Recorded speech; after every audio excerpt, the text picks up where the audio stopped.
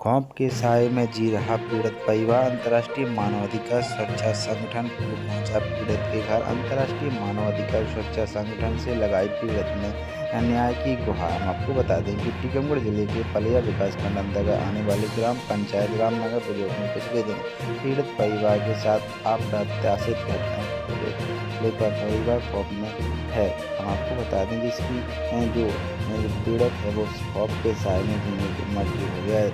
जब पुलिस अधिकारियों से सुनी नहीं गई तो फरियादी ने अंतर्राष्ट्रीय मानवाधिकार के प्रदेश प्रमुख सचिव रामरतन दीक्षित एवं जिला कार्यकारी अध्यक्ष विश्वकर्मा जी ने रामनगर जाकर पीड़ित परिवार की सुधि लेती एवं घटी घटना को अप्रत्याशित घटना की संपूर्ण जानकारी ली और परिवारजनों को भरोसा दिया कि शीघ्र घटना के संबंध में पुलिस महानिदेशक को जानकारी दी जाएगी एवं मुख्यमंत्री को।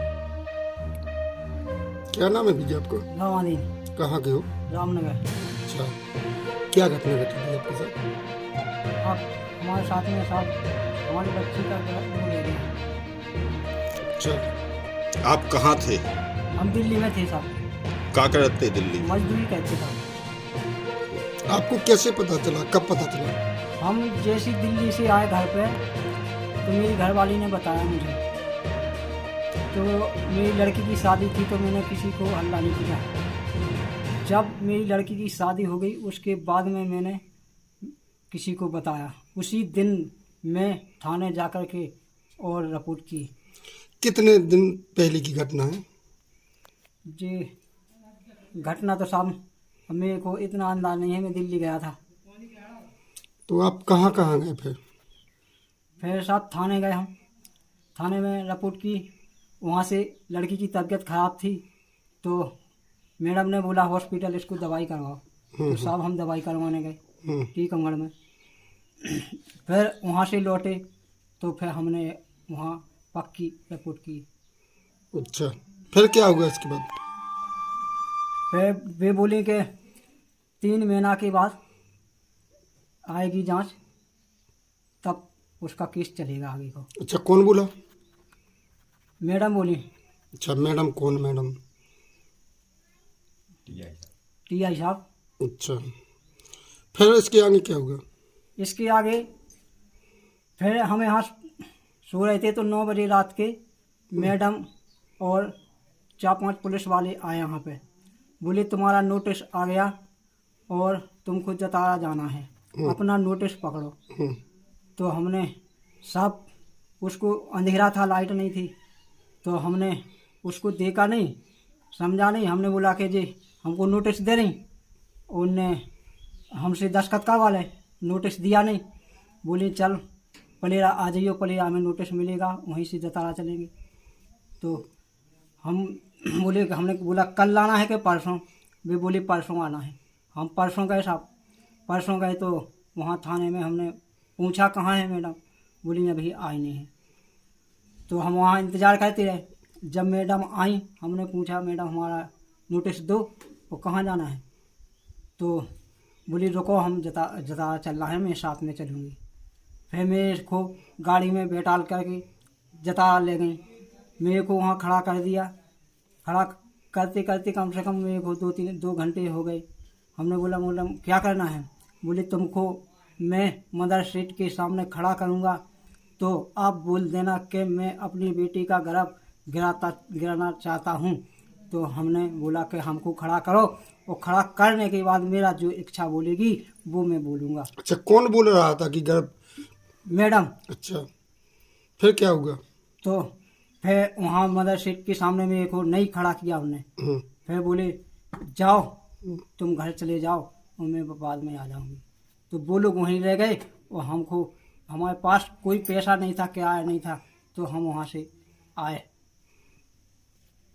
अच्छा, जतारा से जतारा आए। घर पे आए तो दूसरा दिन फिर पुलिस यहाँ हम मेरा घरवाली मजदूरी करने गई थी, मैं यहाँ पे था। तो पुलिस वाले आए, बोले तुमको थाने चलना है। हमने बोला हम कल गए थे, आज काहे के लिए जाना है? बोले नहीं रिपोर्ट डालने के लिए तो तैयार हो जाते हो और जाने के लिए क्यों नहीं जाना है? तो हमने बोला नहीं जाएंगे। तो मेरे को धक्का धुक्की करके और गाड़ी में 2-3 जनों ने मेरे को गाड़ी में डाल दिया। तो तो मैं ज़बरदस्ती से चला गया तो वहाँ फिर भी मैंने इंतज़ार किया, वहाँ बैठे रहे। मैडम आई, मैडम बोली तुमको क्या करना है और एक गर्भ गिराना है। हमने बोला नहीं गिराना है, हमको तो बच्चे का जो भी होगा वो जन्म देना है। तो मैडम ने मेरे को धौंस धमकी दी, लेकिन मैंने कोई बात नहीं मानी। बोली इस पर सहन करो, एक कागज नहीं थी। हमने बोला कोई सहन नहीं करना है मेरे को, तो मैंने कोई सहन नहीं किया। और वहीं पर जब मैंने मुलजम को देखा, वहाँ मैं नीचे बैठा था और वो कुर्सी पे बैठा था, तो मैंने मुलजम को देखा वहाँ पर कि ये मुलजम जतारा से छूट करके वो यहाँ पर कैसे आ गया। तो फिर दूसरे दिन मैं वहाँ चला गया, टीकमगढ़ चला गया, एफसी के पास। तो आप क्या चाहते हो? हम साहब निहार चाहते हैं, हमको निहार होने चाहिए, और निहार नहीं मिलेगा तो मैं आप हत्या करके अपने बच्चन की हत्या वहाँ पर कलेक्ट्रेट के सामने मैं खुद मर जाऊंगा। क्या नाम है दादा आपका?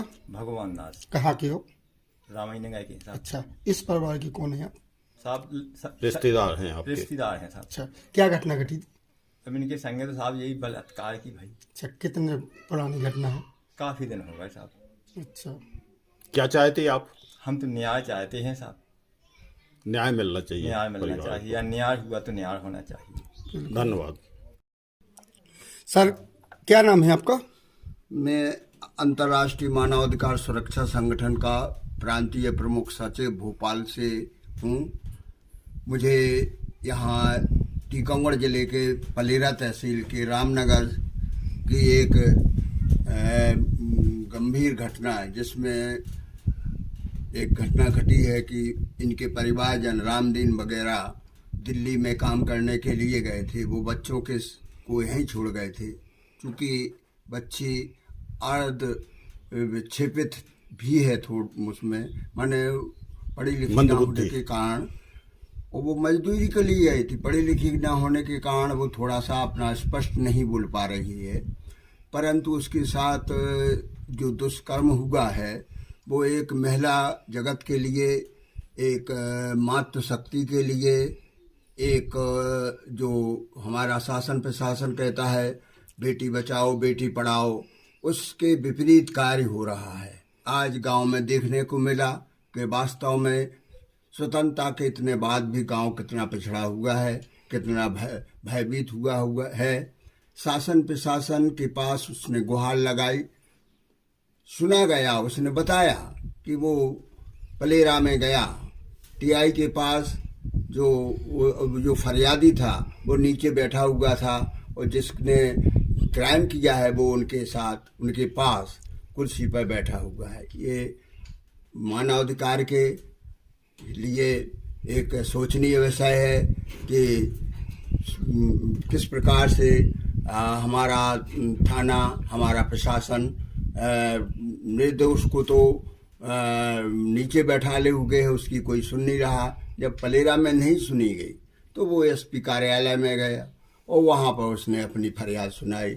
एसपी ऑफिस में उसकी बात सुनी गई, और मैं तो महिला आयोग शोभा ओझा से भी विनय करूँगा, पत्र भी लिखूँगा, उनसे मिलने का समय मिलेगा तो उनसे के पास जाऊँगा कि आप एक